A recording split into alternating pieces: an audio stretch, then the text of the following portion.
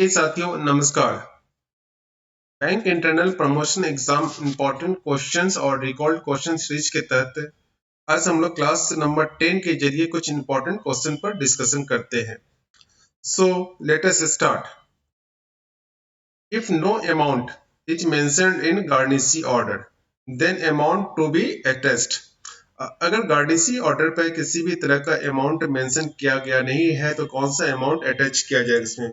बिल्कुल सही है। इसमें जो अमाउंट होगा वो all available in amount accounts, accounts में जितने भी अवेलेबल बैलेंस है इसमें सारे बैलेंस अटैच किए जाएंगे। लेकिन अगर अमाउंट का मेंशन गार्निशी ऑर्डर में किया जाता है इसमें तो सिर्फ जो अमाउंट को स्पेसिफाई किया गया है वही अमाउंट अटैच किए जाएंगे, बाकी अमाउंट्स का हम लोग पेमेंट कर सकते हैं इसमें। दूसरा, ये काफी इंपॉर्टेंट गार्निशी ऑर्डर का टॉपिक है, गार्निशी ऑर्डर और अटैचमेंट ऑर्डर का। एक वीडियो बनाकर फ्रेंड्स इसको हम लोग डिटेल में डिस्कशन करते हैं। बावजूद इसके कुछ हम लोग और पॉइंट को देख लेते हैं इसमें। अटैचमेंट ऑर्डर, अगर सेम केस अटैचमेंट ऑर्डर कराता है तो अटैचमेंट ऑर्डर में अगर किसी भी तरह का अमाउंट या ऐसे कुछ भी है तो उसमें सारा अमाउंट उसमें अटैच किया गया रह जाएगा इसमें। ऑल अमाउंट अटैचमेंट ऑर्डर में होगा इसमें। कहने का मतलब अगर फ्यूचर क्रेडिट भी उस अकाउंट्स में होता है तो अटैचमेंट ऑर्डर में वो लागू होगा, वो अटैच किया जाएगा इसमें। लेकिन गार्निशी ऑर्डर में अगर अमाउंट मेंशन किया गया है तो सिर्फ पर्टिकुलर अमाउंट ही अटैच किया जाएगा, अमाउंट मेंशन नहीं है तो सारा अमाउंट को अटैच किया जाएगा। फ्रेंड्स, गार्निशी ऑर्डर और जो अटैचमेंट ऑर्डर है बेसिक दो तीन चीज थोड़ा सा देख लीजिए इसमें। जो गार्निशी ऑर्डर है इसमें वो under section 60 of CPC 1908, CPC करने का मतलब सिविल प्रोसीड्यूर कोड, ठीक है। अटैचमेंट ऑर्डर कहाँ मेंशन किया? Under section 226 of income tax, ठीक है। गार्निशी ऑर्डर में जो ऑर्डर इशू करता है वो कॉम्पिटेंट कोर्ट इशू करता है इसमें, और जो अटैचमेंट ऑर्डर है वो कॉम्पिटेंट टैक्स अथॉरिटी इशू करते हैं इसमें, ठीक है। थर्ड देखते हैं, गार्निशी ऑर्डर में बैंक जो होता है वो गार्निशी कहलाता है। बैंक जो है वो गार्निशी या जजमेंट डेटर्स कहलाता है इसमें। और जो अटैचमेंट ऑर्डर में बैंक जो होता है वो एसएससी डेटर्स कहलाता है इसमें।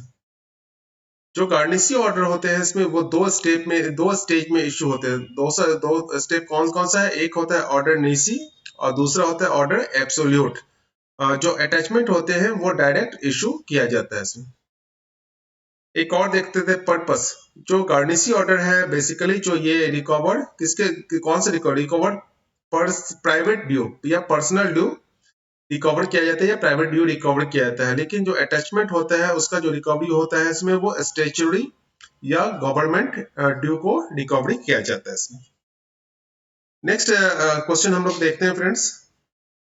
Which is not a OBD valid document. OBD कहने का मतलब ऑफिशियली वैलिड डॉक्यूमेंट कौन सा नहीं है, ठीक है। इसमें कुछ ऑप्शन दिया गया था इसमें, ध्यान रखिएगा कि पैन कार्ड या राशन कार्ड, ठीक है, ये ऑफिशियली वैलिड डॉक्यूमेंट नहीं है इसमें, ठीक है। तो ऑफिशियली वैलिड डॉक्यूमेंट अभी वर्तमान में 6 है इसमें। कौन कौन सा? ड्राइविंग लाइसेंस, वोटर कार्ड, आधार, पासपोर्ट, मनरेगा और एनपीआर। एनपीआर क्या? नेशनल पॉपुलेशन रजिस्टर, जिसको पैन कार्ड को इसने रिप्लेस किया था इसमें। नेक्स्ट क्वेश्चन देखते हैं, maximum number of members in private limited company. Private limited company में मैक्सिमम मेंबर कितने होते हैं इसमें? वेरी सिंपल है, इसमें जो मैक्सिमम नंबर होंगे वो 200 होंगे इसमें, ठीक है। अगर 200 मैक्सिमम है किसके अकॉर्डिंग? जो कंपनी एक्ट 2013 के अकॉर्डिंग, ठीक है। 200 मैक्सिमम मेंबर होंगे, लेकिन मिनिमम मेंबर कितने होंगे? मिनिमम मेंबर जो होंगे इसमें वो 2 होंगे इसमें। क्वेश्चन पूछ रहा है मैक्सिमम प्राइवेट लिमिटेड कंपनी तो 200 होंगे इसमें, ठीक है। अगर मिनिमम रहता तो ये 2 होते। नेक्स्ट क्वेश्चन देखते हैं, minimum number of directors in public limited company. Public limited company में डायरेक्टर्स कितने होते हैं? जो कंपनी एक्ट 2013 के अकॉर्डिंग जो minimum number of director public limited company में 3 होंगे इसमें, ठीक है। और अगर इसमें मैक्सिमम रहता तो मैक्सिमम जो डायरेक्टर होंगे वो 15 होंगे इसमें। क्वेश्चन में पूछ रहा है मिनिमम नंबर तो ये 3 होंगे। Next question, which bank are called scheduled commercial bank? इसमें अब वैसे बैंक जो कि आरबीआई एक्ट 1934 के अनुसार सेकंड शेड्यूल में है, जिसको सेकंड शेड्यूल में रखा गया है, ऐसे बैंक्स को शेड्यूल कमर्शियल बैंक कहते हैं। इसमें सेकंड शेड्यूल के लिए जो बैंक का जो पेड अप कैपिटल है इसमें कितना होगा? 5 lakhs पेड अप कैपिटल होना चाहिए to qualify as a schedule bank. जो शेड्यूल बैंक है वो दो तरह के अपने होंगे, एक तो शेड्यूल कॉमर्शियल बैंक और दूसरा होगा schedule cooperative bank. Schedule commercial bank कहने का मतलब कौन कौन से होंगे इसमें? जैसे जो नेशनलाइज्ड बैंक हो गए इसमें, या प्राइवेट बैंक हो गए, या फॉरेन बैंक हो गए, या आरआरबी हो गए, ये सारे शेड्यूल कॉमर्शियल बैंक है। Schedule cooperative bank, state cooperative bank या अर्बन कोऑपरेटिव बैंक, ये सब शेड्यूल कोऑपरेटिव बैंक होंगे इसमें। क्वेश्चन पूछ रहा था which banks are called schedule bank, simply है जो सेकंड शेड्यूल आरबीआई एक्ट 1934 में है। नेक्स्ट क्वेश्चन देखते हैं, new policy of RBI for inflation calculation. Very simple है, new policy of RBI for inflation calculation, calculation क्या है उसका नाम? Code CPI, code CPI.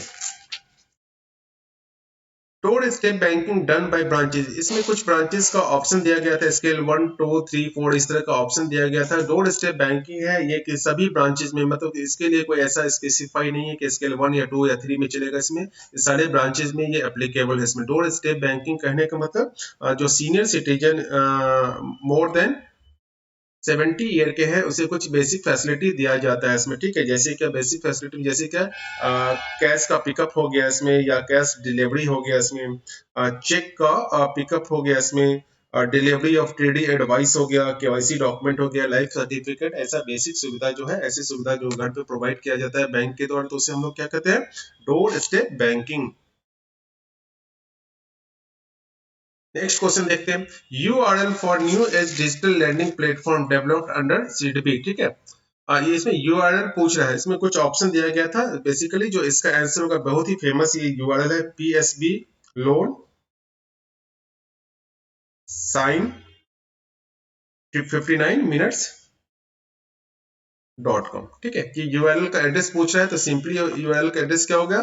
PSB loan sign SIN, ठीक है, 59minutes.com। नेक्स्ट क्वेश्चन है, general crossing mention which section of NI act, NI act के किस सेक्शन में जनरल क्रॉसिंग को मेंशन किया गया है? सेक्शन जो इसका है वो 123 है, 123 में जनरल क्रॉसिंग है। अगर यहाँ पे जनरल क्रॉसिंग के बदले स्पेशल क्रॉसिंग रहता है, जनरल क्रॉसिंग क्या है? 123 सेक्शन में मेंशन है, स्पेशल क्रॉसिंग इसके बदले रहता है, तो स्पेशल क्रॉसिंग जो मेंशन है वो 124 में मेंशन किया गया है इसमें। नेक्स्ट क्वेश्चन है फ्रेंड्स, इस क्वेश्चन में जनरल क्रॉसिंग क्या है? 123 सेक्शन नंबर 123 में, स्पेशल क्रॉसिंग को कहा? 124 में। नेक्स्ट क्वेश्चन फ्रेंड है, Lok Adalat is organized under which act, Lok Adalat वो किस एक्ट के तहत ऑर्गेनाइज किया जाता है? सिंपली है, जो इसका एक्ट है इसमें वो लीगल सर्विस अथॉरिटी एक्ट, कौन सा? 1987 इसमें। इसका जो अमाउंट होता है वो अप टू 20 लाख रुपए का होता है इसमें, जो इसका अमाउंट इन्वॉल्वमेंट होता है वो 20 लाख तक के केस लोक अदालत में जाएंगे इसमें। और जो इसका डिसीजन या अवार्ड होता है, डिग्री जो होता है वो एज पर सिविल कोर्ट के डिग्री के इक्विवेलेंट होता है। इसके डिग्री के अकॉर्डिंग हम लोग कहीं भी किसी भी कोर्ट में अपील फाइल नहीं कर सकते हैं इसमें। Okay friends, okay, thank you very much. Next video में जो इम्पोर्टेंट क्विज सीरीज या रिकॉर्ड क्वेश्चन का जो सीरीज चल रहा है इसमें, रिकॉर्ड क्वेश्चन या इम्पोर्टेंट क्वेश्चन सीरीज है, उसको हम लोग कंटिन्यू करते हैं इसमें। Okay friends, thank you very much.